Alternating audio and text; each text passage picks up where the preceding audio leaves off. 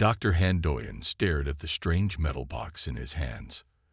The dust of Mars covered his gloves as he turned the object over and over. After 15 years of digging on the red planet, this was different. This wasn't just another dried-up riverbed or ancient rock. This was made by someone. "Dr. Kim," he called out, his voice crackling through the radio. "Come see this."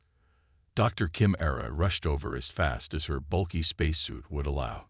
The Martian morning cast long shadows across the dig site, and her helmet lights lit up the strange box as she bent down to look. "Is it what I think it is?" she asked, her breath fogging up her helmet slightly. "Yes," Han said quietly. "Our first proof. We're not alone in the universe, or at least we weren't." The box was about the size of a lunch container, but it was made of a metal they had never seen before. Strange symbols covered its surface, glowing faintly even after millions of years in the Martian soil. Back in the research base, Han and Kim worked carefully to open the box. Their hands shook as they used special tools to unlock its secrets. Inside, they found something unexpected. A message written in 7 different alien languages. "Look at this," Kim said, pointing to her computer screen. "The box is at least 50 million years old, but that's impossible. The metal shouldn't have lasted this long." Han nodded, his eyes fixed on the glowing symbols. "And it's not the only one. The satellite just found 3 more boxes, all in different parts of Mars. Over the next week, their team found 13 boxes in total. Each one was made by a different alien race, but they all contained the same message. The strangest part was that every alien civilization that left a box was now extinct. "I don't understand," Kim said one evening, looking at the data. "Why did they all leave the same morning? And why here on Mars?" Han walked over to the large window of the research base. Earth hung in the black sky like a blue jewel. "Maybe," he said slowly, "they left the warnings on Mars because they were afraid to get too close to Earth." The team worked day and night to decode the messages. They used computers, ancient language patterns, and mathematical formulas. Each box seemed to be a time capsule left behind by civilizations that had vanished long ago. Finally, after 3 weeks of non-stop work, Kim made the breakthrough. "I've got it," she shouted, jumping up from her desk. The whole team rushed to her computer. "The message, it's the same in all of them. Every single box says the same thing." Han felt a chill run down his spine as he read the translated words on the screen. "Beware the sleeping giants. Earth is not what he says he aims." "There's more," Kim said, her voice shaking slightly. "Look at these scans. Each box was left by a different alien race, but they all died out shortly after leaving their warning. It's like something happened to them after they discovered whatever they were warning about." Han looked out the window at Earth again. The planet looked peaceful from here, wrapped in its blue atmosphere. But now, for the first time, he felt uneasy looking at it. "Send a message to the UN Space Council," he said, not taking his eyes off Earth. "Mark it urgent. They need to know what we found." That night, as the rest of the team slept, Han stayed up looking at the boxes. The faint glow of their symbols cast strange shadows on the walls. He couldn't shake the feeling that they had just stumbled onto something big. Something that changed everything they thought they knew about Earth and humanity's place in the universe. As he finally headed to his quarters, a small tremor shook the base. Just a normal Marsquake, he told himself. But as he lay in his bed, he couldn't help but wonder, what were those ancient aliens so afraid of? And what was Earth hiding? The warning kept repeating in his mind as he drifted off to sleep. Earth only pretends to sleep. Maybe tomorrow they would begin to understand what that really meant. Captain Lee Minho stood in front of the UN Space Council, his hands clasped behind his back. The room was silent as the images from Mars flickered on the giant screen behind him. 50 of the most powerful people in the world sat before him, their faces showing a mix of fear and wonder. "The boxes are real," he said, his voice firm. and they all carry the same warning about Earth. We need to understand why. Park Ju, the military analyst, stepped forward with her tablet. Her fingers moved quickly across the screen as she pulled up old satellite data. "We found something interesting," she said. "Look at these old space photos." She pointed to strange marks in Earth's orbit. "These aren't from meteors or space junk. These are blast marks, signs of ancient battles in space." The council members whispered among themselves. Park continued. "And there's more. We checked historical records from every space program. In 60 years of space exploration, no alien species has ever come closer than Mars. They all stopped there. All of them. Like something is keeping them away." Captain Lee nodded.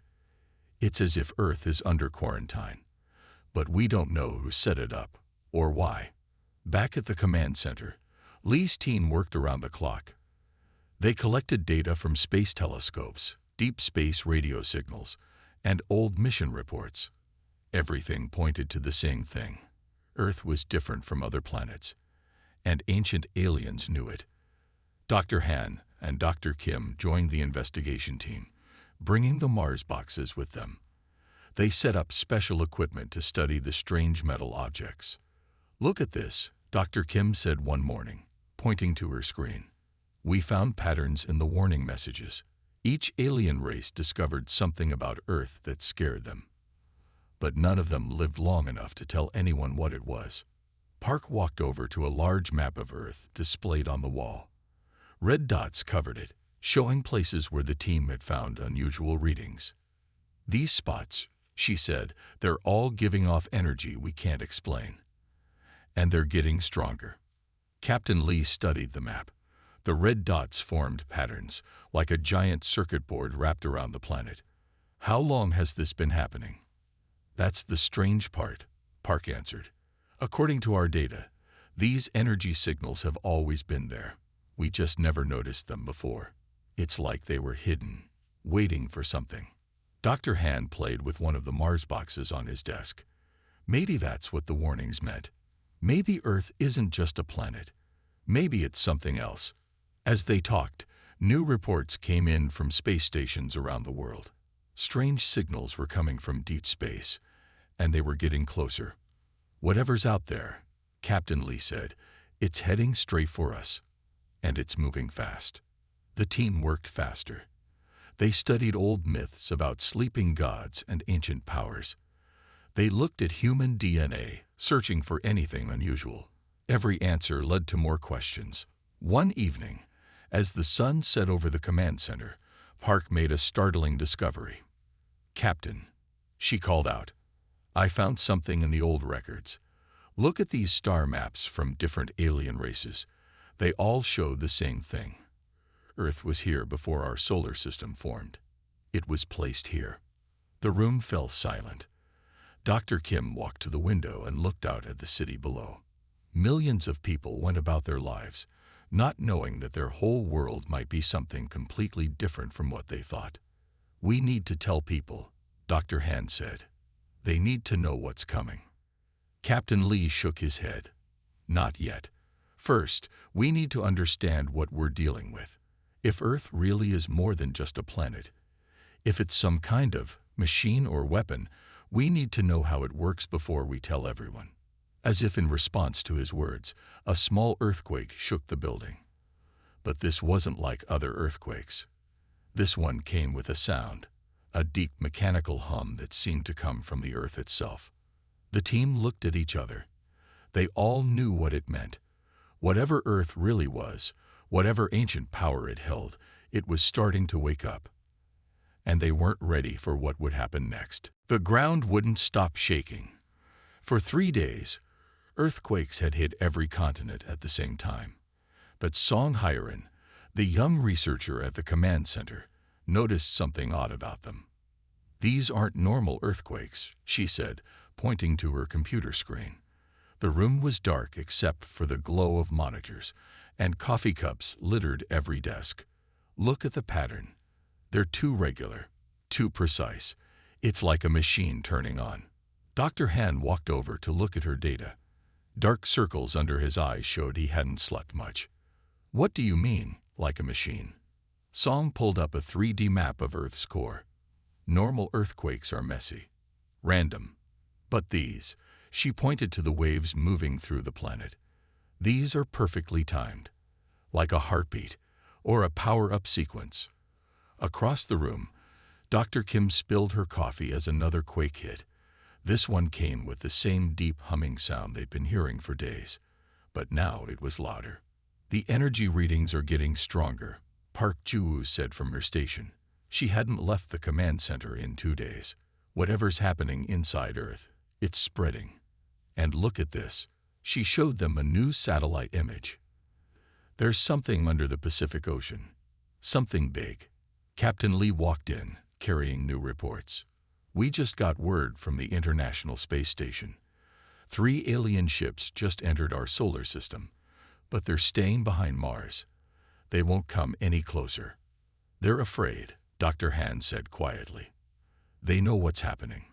Song worked quickly at her computer, combining data from seismic sensors worldwide. A new image appeared on the main screen. Everyone in the room stopped to look at it. "That's impossible," Dr. Kim whispered. The image showed the inside of Earth. But instead of layers of rock and metal, they saw something else. Vast structures stretched through the mantle, huge chambers filled with machinery, networks of tunnels that couldn't have formed naturally. "Earth isn't a planet," Song said, her voice shaking a little. "It's a shell, a cover for something much bigger." As if responding to her words, all their computers started beeping at once. New readings were coming in from everywhere. The humming sound grew louder. "Look at this," Park called out. She showed them pictures from deep-sea cameras. Strange lights were shining through cracks in the ocean floor. In deserts, mountains were starting to move. In the Arctic, the ice was melting in perfect circles. Dr. Han pulled up the warnings from the Mars boxes. "Earth only pretends to sleep," he read aloud. "They were trying to tell us, Earth isn't just a planet that houses life. It's alive. Or at least, it's active." Captain Lee got an urgent call on his phone. "The alien ships behind Mars are sending a message," he said after hanging up. "It's the first time they've tried to talk to us. They're saying..." He paused, reading from his screen. "They're saying, it's too late. The Guardian awakens." Just then, the biggest earthquake yet shook the building. But this time, something was different. The humming changed to a low, powerful sound that everyone could feel in their bones. All around the world, people stopped what they were doing and looked up at the sky. Song's computer showed new data. The energy patterns, they're not random anymore. They're forming into something. A network. And look, she pointed to her screen. It's connecting to human cities, to our power grids, to our computers, like it's trying to talk to us. Dr. Kim looked at the readings. "No," she said slowly, "not trying to talk to us, trying to connect with us. Like we're part of it. Like we've always been part of it." The room fell quiet as they all understood what she meant. If Earth was some kind of massive machine or weapon, and humans had evolved on it. "We're not just living on Earth," Song said, finishing everyone's thought. "We're part of its system, maybe even its control system." Outside, the sky had turned a strange color. The humming was now so loud it made windows shake. Deep beneath their feet, something that had been sleeping for millions of years was finally waking up. And humanity was about to learn its true purpose in the universe. Dr. Kim Era stared at the DNA results on her screen, then ran the test again. And again. The answer didn't change. "This can't be right," she said, pushing back from her desk. The command center was busier than ever, filled with the sound of computers and worried voices. Every human DNA sample shows the same thing. "We're not natural. Someone engineered us." Dr. Han walked over, holding a tablet showing scans of the planet's interior. "Look at what we found under the Pacific Ocean," he said. "It's a room. A massive room, bigger than any city. And it's full of machines we don't understand." All around the world, more chambers were appearing. Mountains moved aside like doors opening. Deserts split open to reveal metal structures below. The oceans bubbled as huge platforms rose from the depths. Song Hyerin worked at her computer, trying to make sense of it all. "These structures," she said, pointing to her screen, "they're not random. They'd form a pattern, like a circuit board wrapped around the whole planet. And look at this." She pulled up a map of human cities. "Our biggest cities are built right above the main power points, like we knew where to build them without knowing why." Captain Lee entered the room with Park Ju-woo. They had just returned from a meeting with world leaders.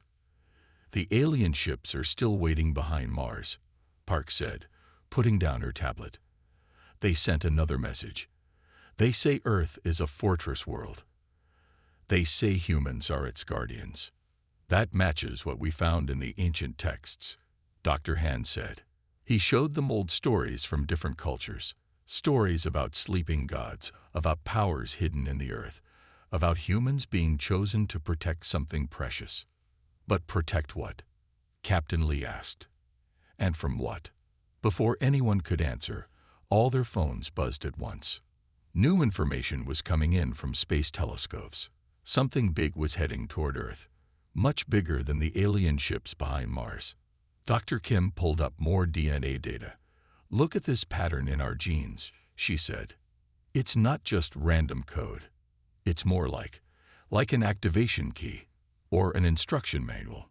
Song typed quickly on her keyboard, combining the DNA data with the scans of Earth's interior. "The patterns match," she said excitedly. "The code in our DNA matches the patterns of the machines underground. We're not just living on the machine.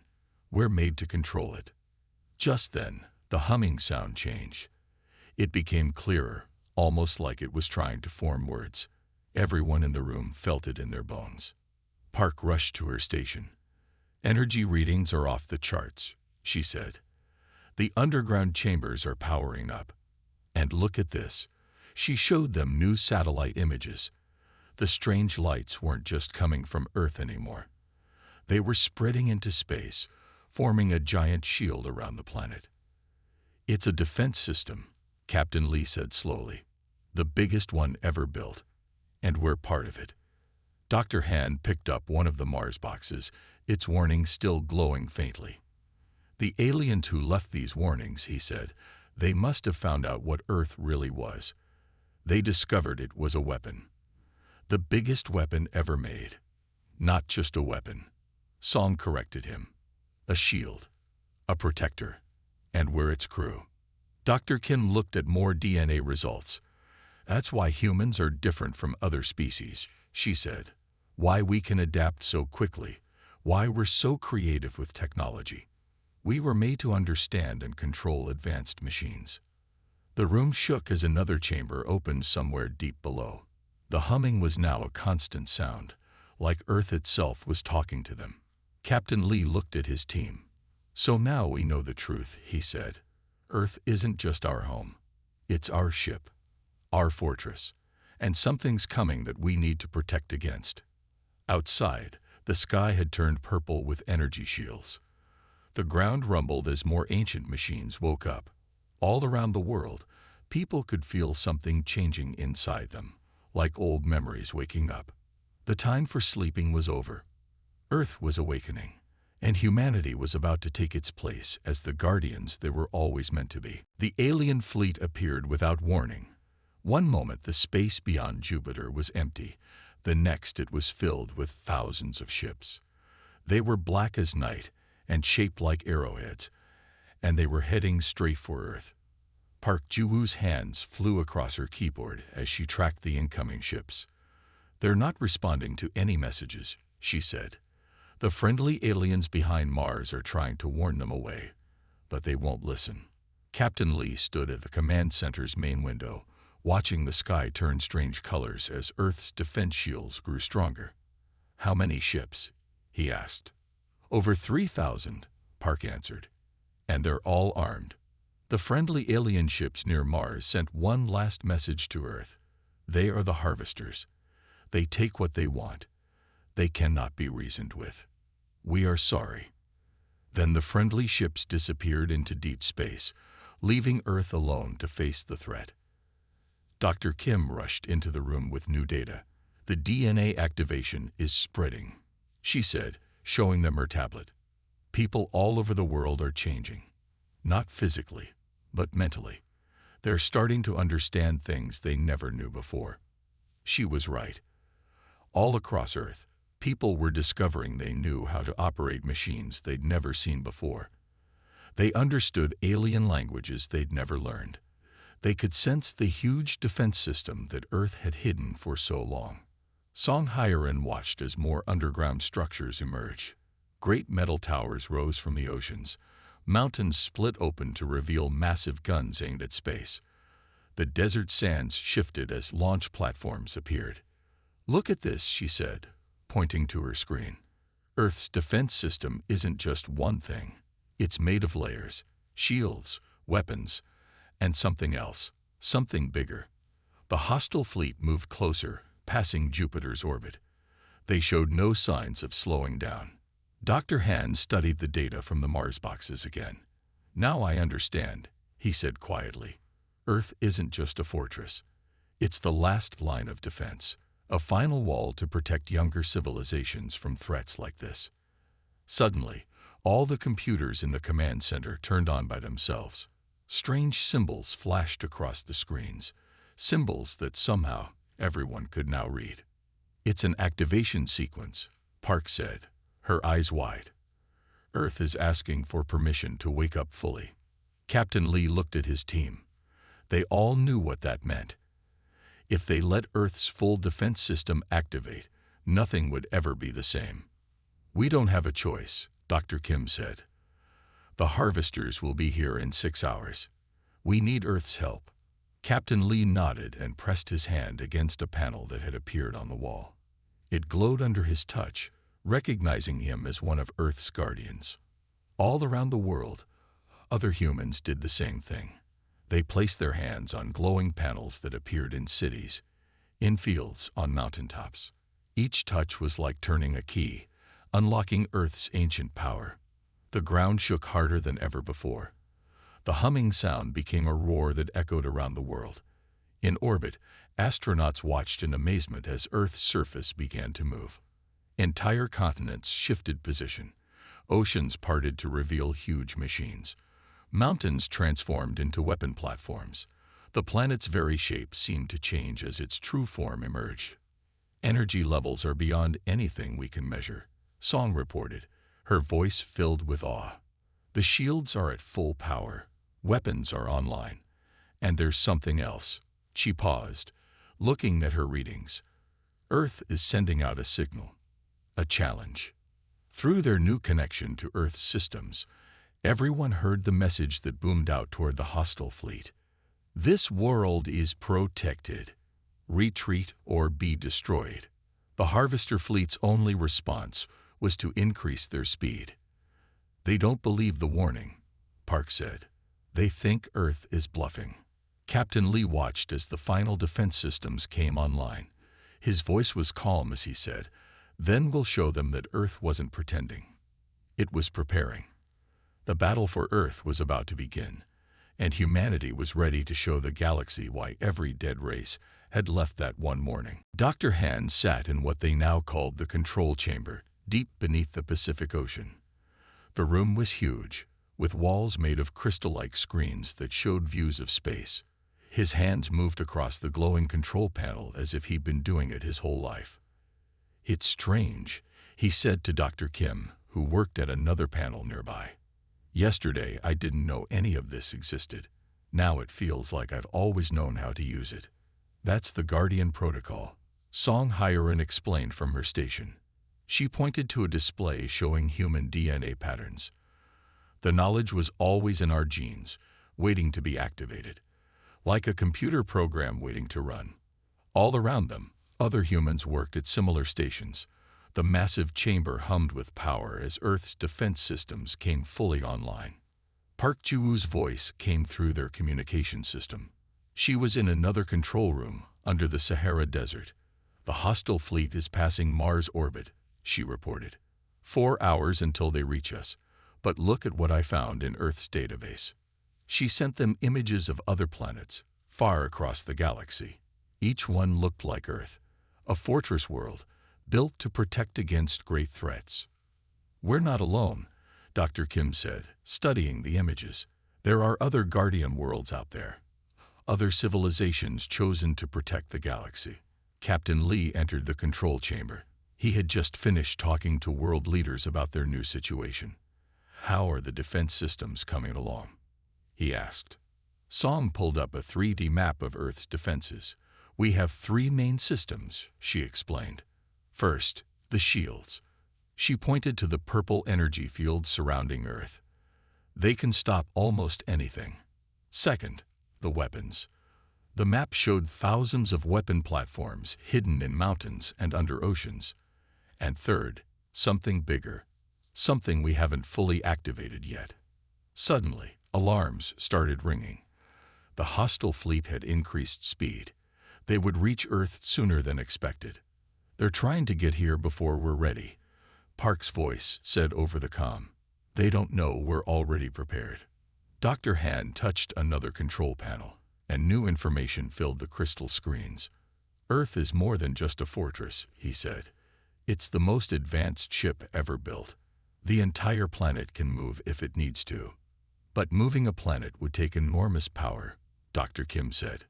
Look at this, Song called out. She showed them readings from Earth's core. The core isn't just molten metal. It's a power source, the biggest one ever made. That's what Earth was hiding all this time. Captain Lee walked to the main control panel. As he got closer, it lit up, recognizing him as a guardian. How many people are connected to the defense systems now? He asked. Millions, Park reported. Every hour, more humans discover they can interface with Earth's technology. It's like we're all becoming part of one big system. Through their new connection to Earth's systems, they could feel the planet's power. It wasn't just a machine. It was alive in its own way, and it had chosen humanity to be its guardians. Dr. Kim studied more data from the DNA analysis. This is why we evolved the way we did, she said. Our curiosity, our drive to explore and build, our ability to adapt, it was all leading to this. We weren't just surviving on Earth. We were growing into our role as its crew. The hostile fleet was visible now, even from Earth's surface. Millions of people looked up at the sky, but they weren't afraid. They could feel Earth's strength, and they knew their part in protecting it. All defense stations report ready, Park announced. Shields are at full power. Weapons are charged. The hostile fleet will be in range in 1 hour. Captain Lee looked at his team, then at the approaching fleet on the screens. Send them one last warning, he said. Tell them what they're really facing. Song sent the message, and they watched as it traveled through space. You were warned about Earth. You ignored those warnings. Now you face not just a planet, but its chosen guardians. This is your last chance to retreat. The hostile fleet's only answer was to increase their speed again. Dr. Han smiled slightly. They still think Earth is just pretending, he said. They're about to learn why every dead race left that warning. The final countdown to battle had begun, and humanity was ready to show the galaxy exactly what Earth could do. The first attack came just as Earth's sun rose over the Pacific Ocean. The Harvester fleet fired thousands of energy beams at once, expecting to break through Earth's atmosphere easily. Instead, their weapons hit the purple shield and stopped. Shields holding at 100%, Park Ju announced from her control station. They didn't even scratch us. In the main control chamber, Captain Lee watched the battle displays with calm eyes. Return fire, he ordered. Show them what Earth can really do.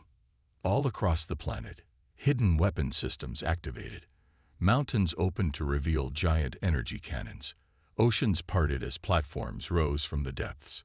The ground shook as Earth's defense systems came fully online. Dr. Kim monitored the power readings. Earth's core is providing unlimited energy, she said. We can keep this up forever if we need to. Earth's weapons fired back. Beams of light shot up from every continent, cutting through space like bright spears. The Harvester ships tried to dodge, But Earth's targeting systems were too accurate. Hundreds of enemy ships exploded in the first volley. "They're spreading out," Song Hyerin reported, watching the tactical displays, "trying to surround the planet." She paused, checking new readings. "Wait, they're sending down some kind of pods, trying to land on Earth." Dr. Han touched his control panel, activating the second layer of defenses. The purple shield shifted, creating patterns like a giant net. Any pod that touched it disappeared instantly. "Earth's defense system isn't just about weapons," he explained. "It can stop anything from landing on the surface. Nothing gets through unless we allow it." The Harvester fleet changed tactics. They combined their ship's power, creating a massive energy beam aimed at one spot on Earth's shield. "They're trying to break through." Park's voice came through the comm system. All their power focused on one point. But something unexpected happened. The shield didn't just block the beam, it absorbed it. Earth's defense system took the enemy's energy and made itself stronger. "That's incredible," Dr. Kim said, studying the readings. "Earth isn't just defending. It's learning, adapting to their attacks in real time." Song noticed something new on her screens. "Look at this. Earth's core is pulsing. It's building up to something big." Captain Lee understood what was happening.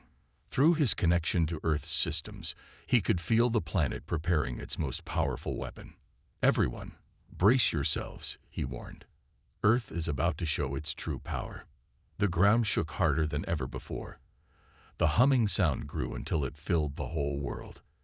In space, astronauts watched in amazement as Earth's continents shifted position slightly, like pieces of a puzzle moving into place. "Energy levels are off the charts," Dr. Kim reported. "Whatever Earth is doing, it's bigger than anything we've seen yet."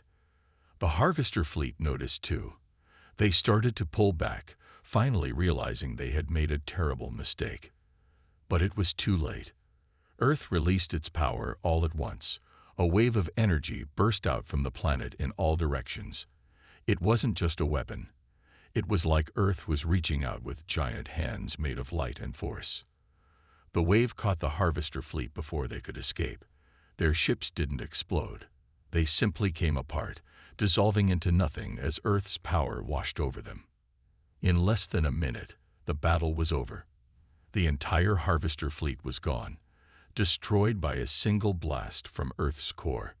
The control chamber was quiet as everyone stared at their screens, amazed by what they had just seen.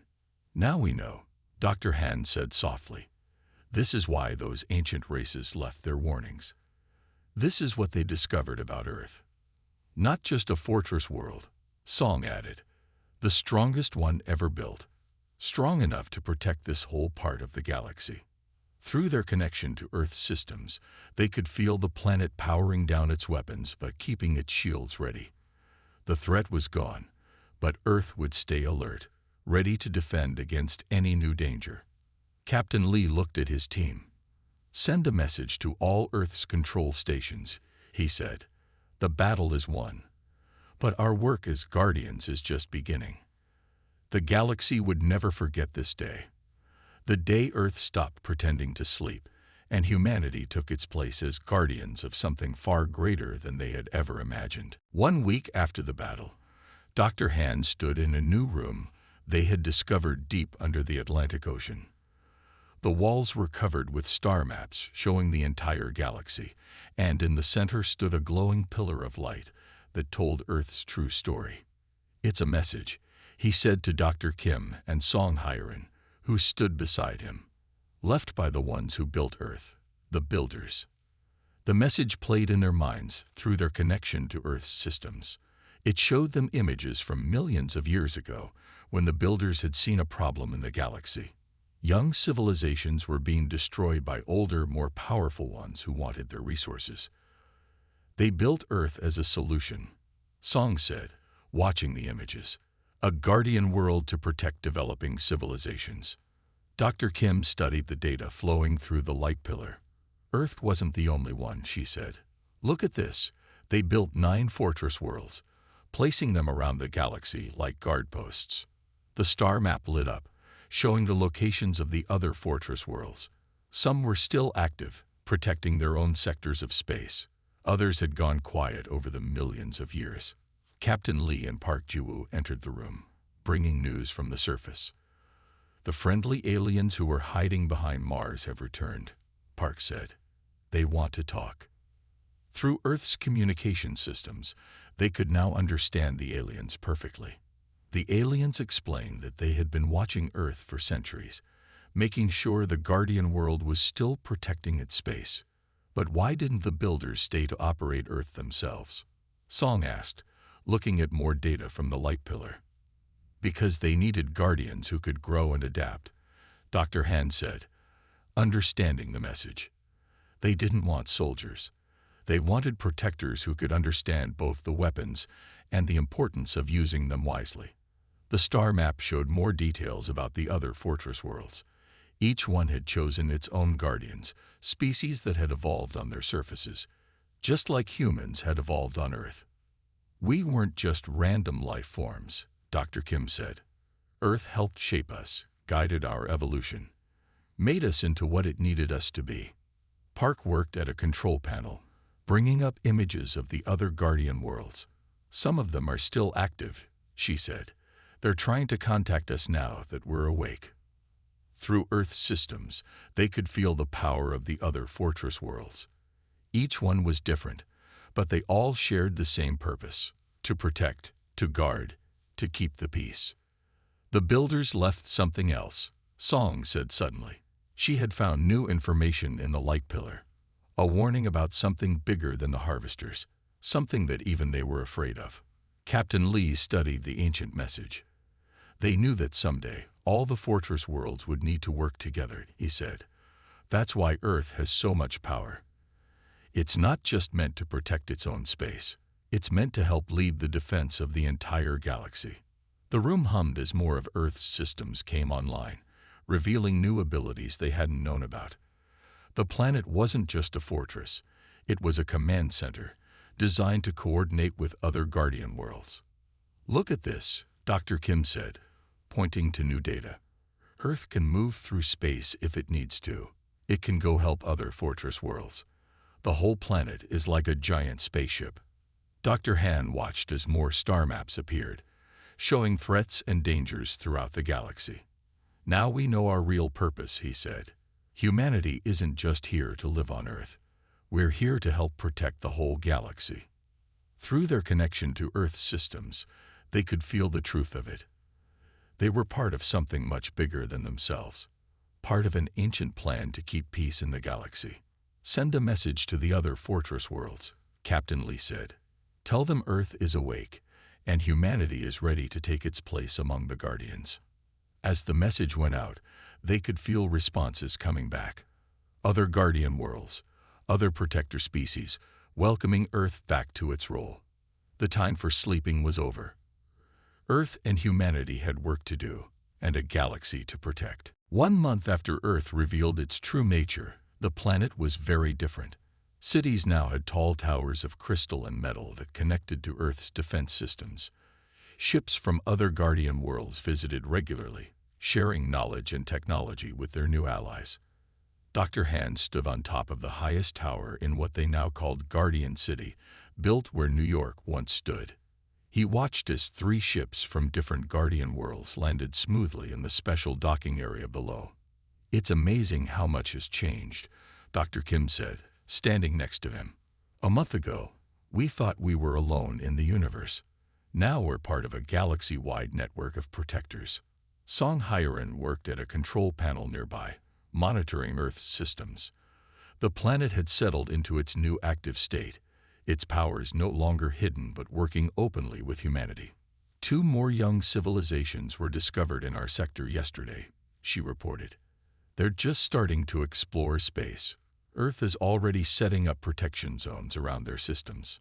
That was their main job now, watching over younger species, making sure they had a chance to grow without being attacked or destroyed, just as the builders had planned millions of years ago. Captain Lee arrived with Park Ji-woo. They had just finished talking with leaders from other Guardian worlds through Earth's communication systems. The other fortress worlds are impressed, Park said. They say Earth's defensive systems are the strongest they've ever seen. The builders must have known this sector would need extra protection. Below them, the city was busy with activity. Humans worked alongside visitors from other Guardian worlds, learning about their shared duty as protectors. Earth's systems helped everyone communicate and understand each other perfectly. The ancient warning makes sense now, Dr. Hand said, looking at one of the original Mars boxes they had found. Earth wasn't pretending to sleep to hide its weakness. It was pretending to sleep to hide its strength until the right time.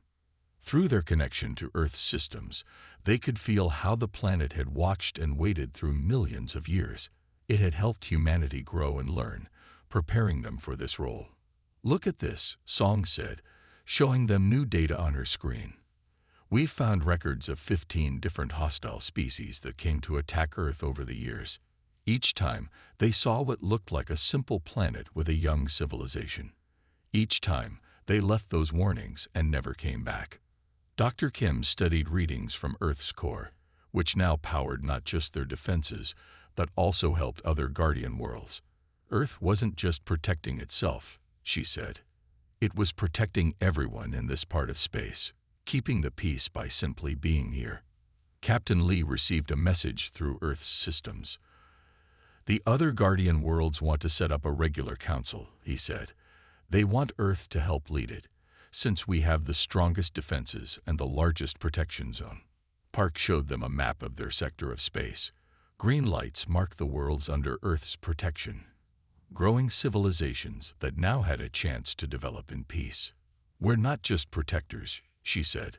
"We're teachers too, helping younger species learn and grow, just like Earth helped us." Suddenly, all their screens lit up with new information. Earth had detected something far out in space, beyond their normal protection zone. Something big was moving out there, just as the builders had warned.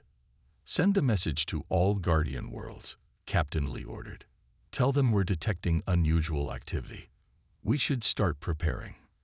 Dr. Han looked up at the sky, which now shimmered slightly with Earth's visible defense shield. "Whatever's coming," he said, "Earth will be ready. And this time, we won't be facing it alone." Song checked the readings from Earth's core. "Power levels are stronger than ever," she said. "And more humans are connecting to Earth's systems every day. We're getting stronger too." The warning that had started their journey still glowed on the Mars box. Earth only pretends to sleep. But now they understood the full meaning. Earth hadn't been sleeping. It had been waiting. Waiting for humanity to grow into their role as guardians. Waiting for the right time to reveal its power. Now that time had come. Earth was awake. Humanity had taken its place among the guardian species, and together they would protect the galaxy, just as the builders had planned so long ago. The age of pretending was over.